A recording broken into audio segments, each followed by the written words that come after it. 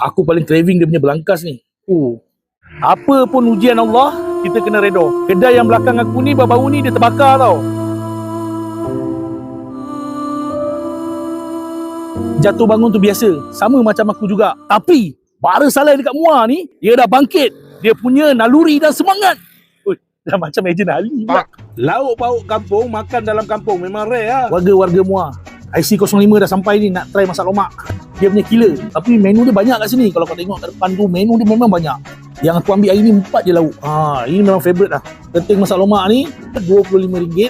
Dapat satu mangkuk macam ni, kau boleh makan 3 orang, 2 orang. Kuah masak lomak dia tu memang poket, orang ni sebenarnya cakap lah. Nampak? Ini memang favourite aku lah. Turun-temurun Belangkas. Belangkas masak lemak. Besar macam ni, RM19 je bos. Telur dalam tu lambak. Pandailah kena korek-korek dalam ni. Perut bakar favourite aku.